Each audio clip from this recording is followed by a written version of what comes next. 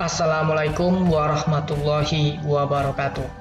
Perkenalkan, nama saya Dodi Effendi. Saya merupakan mahasiswa jurusan Teknik Informatika Winsus Karyau. Pada video kali ini, saya akan menjelaskan tentang sinkronisasi proses pada sistem operasi, di mana sinkronisasi adalah proses pengaturan jalannya beberapa proses pada saat yang bersamaan untuk saling bertukar data agar memiliki jumlah data yang sama. Tujuan utama sinkronisasi adalah untuk menghindari terjadinya inkonsistensi data karena pengaksesan oleh beberapa proses yang berbeda atau mutual exclusion, serta untuk mengatur urutan jalannya proses-proses sehingga dapat berjalan dengan lancar dan terhindar dari deadlock dan starvation. Rest condition, situasi di mana beberapa proses mengakses dan memanipulasi data bersama pada saat bersamaan. Nilai akhir dari data bersama tersebut tergantung pada proses yang terakhir selesai. Untuk mencegah rest condition, proses-proses yang berjalan bersamaan harus disinkronisasi. Pada video kali ini, saya akan mempraktikkan bagaimana sinkronisasi proses pada sistem operasi dengan menggunakan aplikasi CPU OS Simulator. Langsung saja kita buka aplikasinya, CPU OS Simulator. Di mana aplikasi CPU OS Simulator ini adalah aplikasi yang sangat interaktif yang dibuat untuk mendukung pembelajaran dengan mensimulatorkan perilaku komputer baik dari sisi hardware maupun software. Aplikasi ini dikembangkan oleh Besi Mustafa dari Department of Computing at G Hills University, United Kingdom. Pada aplikasi ini terdapat 3 komponen. Yang pertama yaitu CPU Simulator, yaitu tampilan jendela yang tampil pada saat ini. Pada CPU Simulator ini terdapat beberapa fitur. Ada CPU Instruction in Memory RAM. Di sini terdapat instruksi-instruksi dari program yang kita bikin nanti. Dan di sini ada juga program list, yaitu daftar program yang telah kita load ke memori. Di sini juga ada fitur lainnya, seperti ada Special CPU Register, General Purpose CPU Register, dan lain sebagainya. Dan komponen kedua ada compiler. Compiler ini digunakan untuk mengetikkan source code kita nanti. Jadi, kalau kita ingin membuat sebuah program, maka kita ketikkan source code-nya di sini. Lalu yang terakhir ada OS Simulator, yaitu di sini ada running process, yaitu proses yang sedang berjalan. Di sini juga ada ready process atau ready queue, yaitu proses yang mengantri. Dan di sini juga ada waiting process atau waiting queue, yaitu proses yang sedang menunggu. Dan di sini juga ada scheduler, yaitu penjadwalannya. Di sini ada tipenya first come first serve atau FCFS, ada juga short job first atau SJF, dan ada juga round robin. Dan di sini juga ada program list, yaitu daftar program yang telah kita load ke memorinya. Di sini juga ada view-nya nanti. Langsung saja kita mulai praktikumnya, yaitu praktikum 3 tentang sinkronisasi proses pada sistem operasi. Yang pertama, di sini kita ketikkan kode ini pada compilernya. Kebetulan saya sudah mengkopinya ke notepad, jadi tinggal kita copy saja.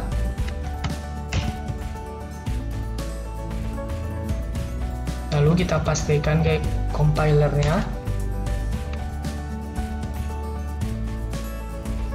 Lalu di sini pada perintahnya muatkan dalam memori, base address-nya 100. Di sini base address-nya kita hilangkan centangnya, lalu kita bikin 100.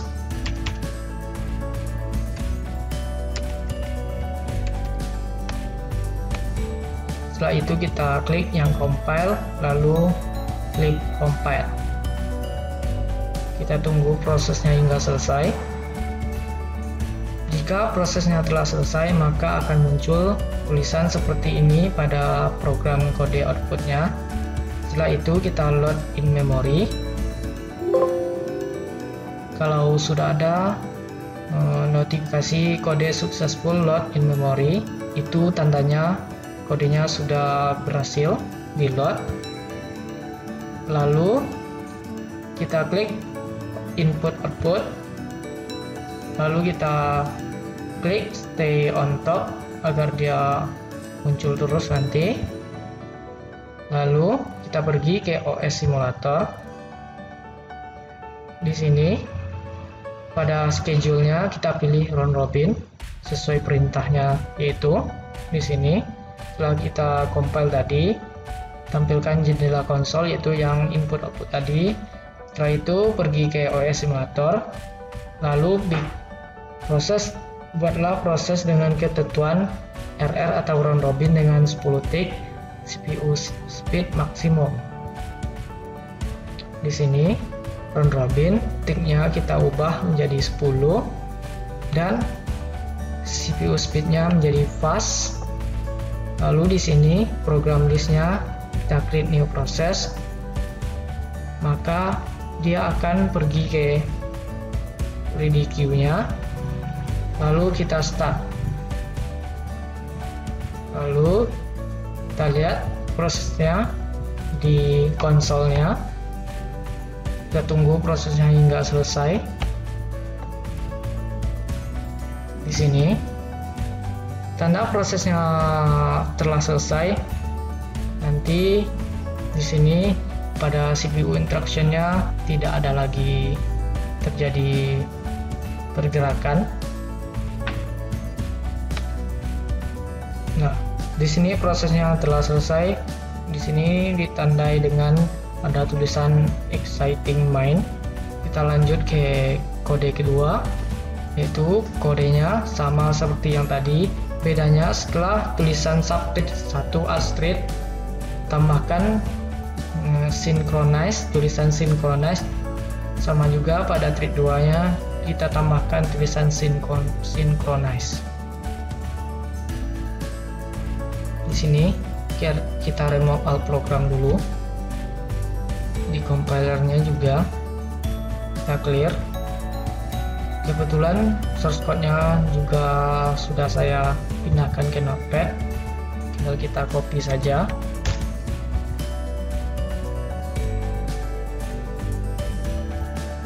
Lalu kita pastikan di compilernya seperti ini, sama seperti yang tadi.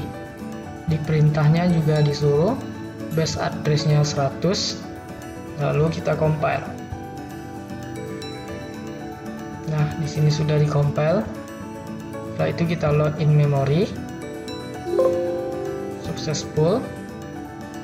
Setelah itu kita pergi ke OS simulator lagi. Kita pilih round robin, ticknya 10 dan CPU speednya fast. Lalu kita create new process, lalu kita start. Kita lihat di konsolnya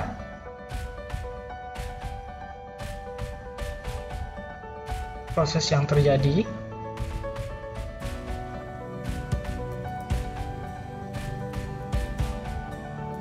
Nah, di sini prosesnya sudah selesai, sudah exciting mind. Kita lanjut ke source code yang terakhir, yaitu di sini kita tambahkan enter dan leave. Enter di bawah thread 1-nya dan leave di bawah thread 1 G sama dengan G. Kebetulan saya juga sudah menyalinnya ke Notepad. Kita copy,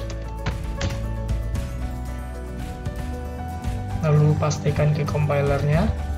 Jangan lupa di clear dulu. Ini di remove program dulu dan di compilernya di clear. Lalu dipastikan di sini. Nih ada enter, ada leave, dan base address-nya juga 100. Lalu kita compile. Dan prosesnya sudah selesai, lalu kita load in memory. Sukses. Kita pergi ke OS simulator seperti yang tadi juga, round robin 10 dan fast. Lalu kita create new process. Pada program listnya dia akan muncul di ready queue. Lalu kita start. Lalu kita lihat di konsol. Setelah source code yang ketiga ini diproses nanti, maka akan terlihat perbedaan antara source code 1, 2, dan 3. Nanti saya akan jelaskan perbedaannya. Nah, seperti ini. Nah, ini prosesnya sudah selesai. Ini adalah source code program 1. Ini adalah program yang pertama tadi. Thread 1 dan thread 2 datang bersamaan, dan thread 2 dikerjakan terlebih dahulu karena perulangannya lebih pendek. Kemudian menyusul thread 1. Sedangkan pada program yang kedua yang menggunakan synchronize, programnya seperti ini. Thread 1 datang dan thread 1 langsung diproses. Thread 1 keluar dan thread 2 lagi yang diproses, dan thread 2 selesai. Sedangkan yang ketiga, thread 1 dan thread 2 datang bersamaan. Thread 1 dikerjakan terlebih dahulu, setelah itu thread 2. Di sini dapat kita simpulkan bahwa jika kita menggunakan synchronize, maka programnya akan dikerjakan atau diproses lebih teratur, sehingga data yang di dalamnya tetap konsisten atau tidak berubah. Jadi mungkin itu saja penjelasan saya tentang sinkronisasi proses pada sistem operasi ini. Kalau ada teman-teman yang mungkin tidak mengerti atau tidak paham, tanyakan saja pada kolom komentar. Wassalamualaikum warahmatullahi wabarakatuh.